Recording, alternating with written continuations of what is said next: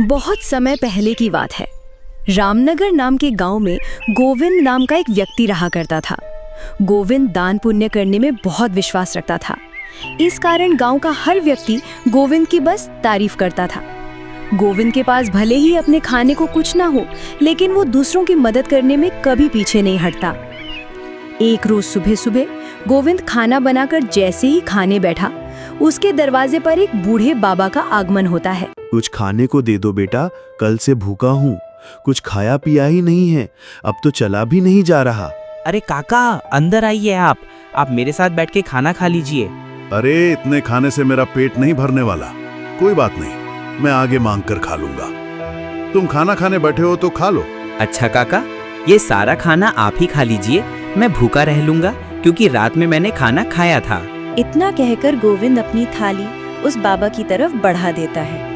बाबा भी खाना देकर जल्दी जल्दी से खाना खाने लगता है और खाना खाने के बाद बाबा गोविंद को ढेर सारा आशीर्वाद देते हुए कहता है, भगवान तुम्हें हमेशा खुश रखे बेटा, तुमने अपने हिस्से का खाना मुझे खिलाया है। आजकल ऐसे दानवीर लोग मिलते ही कहाँ हैं। तुम्हारा भला हो। इतना कहकर बाबा वहाँ से चले जाते हैं। लेकिन गोविंद को भी भूख लगी थी। अब वो रसोई में जाकर रखे डिब्बों को देखने लगता है जिसमें अन्न का एक भी दाना नहीं था। चलो कोई काम देखता हूँ, कहीं से खाने पीने का बंदोबस्त तो हो जाएगा। बस उस बेचारे का पेट भर गया, मुझे बहुत सुकून मिल रहा है। अब गोविंद ये सोचकर घर से निकलता है, तभी उसे देखकर गांव का धनराज अपनी पत्नी से कहता है, वो देखो, गोविंद आ रहा है दानवीर पुरुष। जेब में एक फुटी कौड़ी तक नहीं, बड़े दानवीर बनता फिरता है। अभी उससे काम निकलवाता हूँ। अब धनराज गोविंद को आवाज लगाकर बुलाता है। अरे क्या हाल चाल है गोविंद भाई, सब ठीक तो है ना? यहाँ अनाज की बोरियां खेतों से ला रहे हो क्या?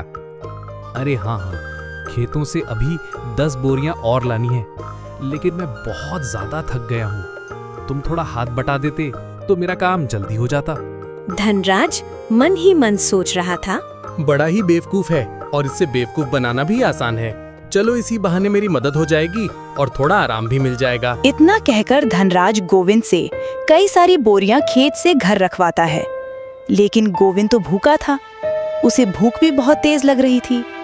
अब बोरियां रखने के बाद धनराज कहता है, बहुत बहुत शुक्रिया भाई, अगर तुम ना होते ना तो मुझे ये बोरियां ढोते ढोते रात हो जाती। कई घंटे बोरियां ढोने के बाद गोविंद थक जाता है और वो मोतीलाल की दुकान से उधार राशन लेकर खाना बनाकर खाता है। अगली सुबह उसके दरवाजे पर किसी की रोने की आवाज आ रही होती है। गोविंद नींद में होता है और जब दरवाजा खोलकर देखता है, उसका पड़ोसी किशन अपनी पत्नी को पीट रहा है।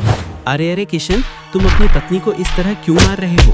अरे क्यों ना मारूं, मेरी पत्नी मेरी मर्जी, तू कौन होता है बीच में बोलने वाला? देख किशन, ऐसे सुबह सुबह मारपीट करना सही बात नहीं है भाई। गांव के लोग इकट्ठा होकर देख रहे हैं सब, ये अच्छी बात है क्या? भीड़ में से कोई बोला, अरे गोविंद बेटा, तू भी किसे समझा रहा है? इसे समझाना मतलब अपना सिर दीवार पर मारने वाली बात है। ये सुबह सुबह पैसों के लिए झगड़ रहा होगा, देने तो पैसे होंगे ही नहीं। किशन गुस्से में चिल्ला, अरे बुढ़िया चुप कर, ज्यादा बोलने की जरूरत नहीं है। राम राम राम, आजकल के बच्चों को तो अपने से बड़ों से बात करने की तमीज ही नहीं है। गोविंद ये सब देख नहीं पाता और वो किशन को एक जोरदार तमाचा जड़ देता है। ये देखकर गांव वाले खुश हो जाते हैं। बिल्कुल ठीक किया, यही लायक है। अपनी पत्नी पर हाथ उठाता है और खुद को मर्द समझता है। गोविंद आगे कहता है, अबे ये ले पैसे और अब जा यहाँ से। और अगली बार अगर तूने अपनी पत्नी पर हाथ उठाया ना, तो तुझे थाने में डलवाकर अच्छे से कुटाई करवाऊंगा।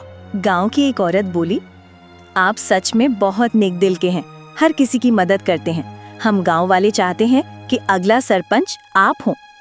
बाकी गांव वाले भी सहमत हो जाते हैं। गांव का सरपंच था रघुवीर सिंह। जब उसे यह खबर मिलती है तो वो तिलमिला उठता है। क्या इस गोविंद की इतनी हिम्मत? इसे तो मैं छोड़ूंगा नहीं। रघुवीर सिंह और उसका नौकर चालाकी से योजना बनाते हैं और राशन में मिलावट करवा देते हैं। गांव वालों को ये गोविंद की गलती लगती है और वे उसे गांव से निकाल देते हैं। बेचारा गोविंद गांव से दूर जाकर जंगल में रहने लगता है। लोग मान लेते हैं कि उसने आत्महत्या कर ली है। कुछ महीनों बाद अचानक गोविंद गांव लौट आता है और रघुवीर सिंह के दरवाजे पर पहुंचता है। अंधेरे में उसे देखकर नौकर डर कर भाग जाता है। मालिक, ये तो गोविंद का भूत है, मैं तो चला। रघुवीर सिंह पसीने से कांपने लगता है। गोविंद कहता है, तुमने मेरी इज्जत खराब की, अब गांव वालों के सामने सच बताओ, वरना मैं तुम्हें नहीं छोड़ूंगा। डर के मारे रघुवीर सिंह गांव वालों को इकट्ठा करके सच कबूल करता है। उस दिन राशन में मिलावट मैंने और मेरे नौकर ने की थी, गोविंद ने नहीं। गांव वाले ये सुनकर बहुत पछताते हैं। वे रघुवीर सिंह को गांव से निकाल देते हैं और गोविंद को फिर से सरपंच बना देते हैं। गोविंद भाई, हमें माफ कर दो। हम सरपंच की चाल में फंस गए थे और हमने बिना सोचे समझे तुम्हें गांव से निकाल दिया था। गांव वाले फिर से गोविंद को सरपंच बनाते हैं और गांव में खुशहाली लौट आती है।